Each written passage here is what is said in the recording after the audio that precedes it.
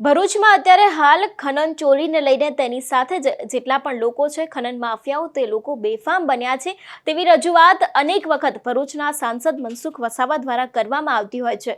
પરંતુ મનસુખ વસાવાએ થોડા સમય અગાઉ પોતાના સોશિયલ મીડિયાના મારફતે એક સણસણતી પોસ્ટ લખી હતી ને તેની અંદર પણ તેમના દ્વારા ખનન ચોરીને લઈને અનેક એવી વાત કહેવામાં આવી હતી ને હવે આ જ વાતને લઈને આદિવાસી નેતા છોટુ વસાવા પણ મેદાને આવ્યા છે। શું છે સમગ્ર વિષય અને મનસુખ વસાવાની એ પોસ્ટ કઈ હતી તે દરેક વાત કરીશું આજના વિડીયોમાં। નમસ્કાર, હું હંસિની અને તમે જોઈ રહ્યા છો નિર્ભય ન્યૂઝ।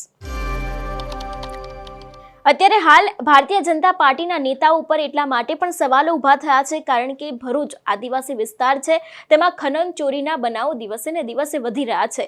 એટલું જ નહીં, જેટલા પણ લોકો ડમ્પર ચલાવતા હોય છે તે લોકોની દ્વારા પણ અનેક એવા સામાન્ય લોકો હોય છે તે લોકોને અડફેટે લેવામાં આવતા હોય છે ને તે લોકો પણ મોતને ભેટતા હોય છે। પરંતુ અત્યાર સુધી આપણે અવારનવાર જોતા આવ્યા છે કે સાંસદ મનસુખ વસાવા આ દરેક વાતને લઈને મેદાને આવતા હોય છે ને કોઈકની કોઈક રીતે ક્યાં તો મુખ્યમંત્રીને રજૂઆત કરતા હોય છે અથવા તો પછી પોતાના સોશિયલ મીડિયાના મારફતે પણ આ દરેક વાતને બહાર પાડતા હોય છે। એ જ વાતને લઈને તેમની વધુ એક પોસ્ટ સામે આવી હતી થોડા સમય અગાઉ, જેના વિશે તો આપણે ચર્ચાપૂર્વક વાત કરતા જ આવ્યા છે પરંતુ હવે આ વાતને લઈને છોટુ વસાવા પણ મેદાને આવ્યા છે।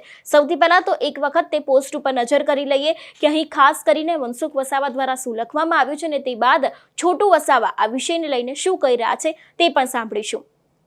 પોસ્ટની વાત કરવામાં આવે તો ખાસ કરીને અહીં લખવામાં આવ્યું છે કે ઝઘડિયા તાલુકાના રાજપાડી નજીક પડવાણિયા પંચાયત ડમલાઈ ગામે છેલ્લા એક અઠવાડિયાથી સિલિકા તથા અન્ય ખનિજ ચોરીના રાત્રિના 50 થી 60 ડમ્પરો દ્વારા થાય છે, જેના કારણે સરકારનું લાખો રૂપિયાનું નુકસાન થાય છે।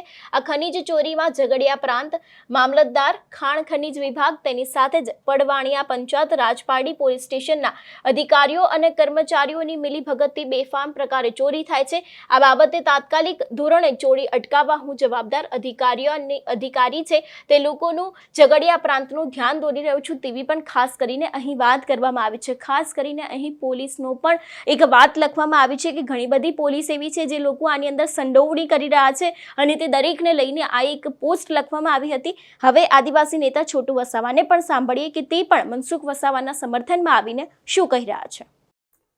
ઝઘડિયાની અંદર ખુલ્લેઆમ ખનિજ ચોરી ચાલે છે, સિલિકાની ચાલે છે, નર્મદા મૈયા આખી ખોદી કાઢી તો પણ આ લોકો પકડતા નથી। એના વિરુદ્ધની અંદર અહીંના જે આગેવાનો છે, ચૂંટાયેલા સાંસદ હોય કે બીજા જે માણસો છે વિરોધ કરે છે એનો, છતાં પણ ખનિજ ચોરી અટકતી નથી। એનું કારણ કે ચૂંટણીની અંદર જે ફંડિંગ લીધું હતું આ લોકોએ એને વસૂલ કરવા માટે સુરતના જે નબીરાઓ છે બધા જે અત્યારે સરકારને સપોર્ટ આપી રહ્યા છે,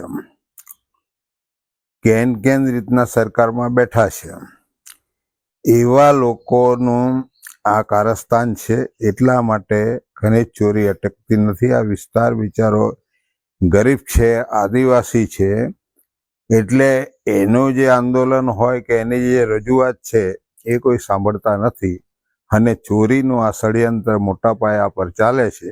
એમની પાસે તો કશું છે જ નથી એટલે ચોરી કરવા માટે આ બાજુ જ આવવું પડે ને એટલા માટે આ ચોરી અટકતી નથી। ભરૂચ જિલ્લાના ઝઘડિયા તાલુકાની સૌથી વધારે ખનિજ ધરાવતા તાલુકો છે અને એમાં જે ખનિજ રહેલું છે ને ખુલ્લેઆમ ચોરી, આ ડમલાઈની અંદર 2 દિવસ પહેલા નામ સહિત બધું આપ્યું છે। આ ચોરી ત્યારે જ અટકશે કે તમે FIR ફાડીને એને જેલમાં મૂકો, પર્યાવરણ ખતમ કરે છે, નદીઓ ખતમ કરે છે અને આ ચોરી જે થાય છે એમાં સમગ્ર પ્રજાને એટલું મોટું નુકસાન છે, આર્થિક રીતના બી, અને તમારે પોલ્યુશન જે થાય છે એનાથી જે રોગો થાય છે એનાથી લોકો મરવાના છે। આજે પર્યાવરણ ઝઘડિયા કે ભરૂચ જિલ્લામાં કે ગુજરાતમાં, દેશમાં પર્યાવરણ ડામાડોળ છે।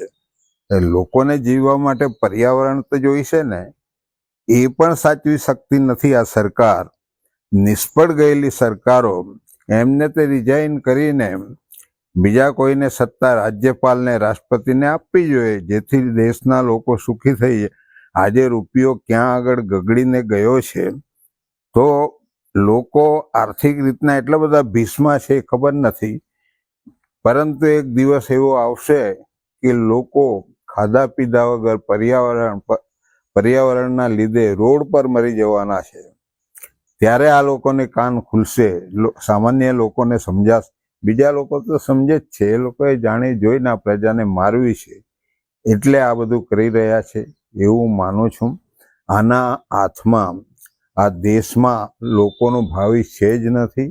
એ ખોટા ચલવે છે. આવા કુંભ મેળા કરીને ઢોંગ, એક જાતનો ઢોંગ કરીને લોકોને ગુમરાહ કરીને રાજ કરવા માગે છે.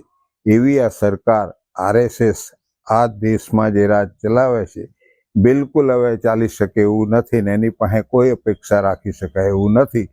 એટલે લોકોના હિતની અંદર એ લોકોએ નરેન્દ્ર મોદી જેવા એ લોકોને રિઝાઇન કરાવીને સત્તા રાષ્ટ્રપતિના હાથમાં આપવી જોઈએ.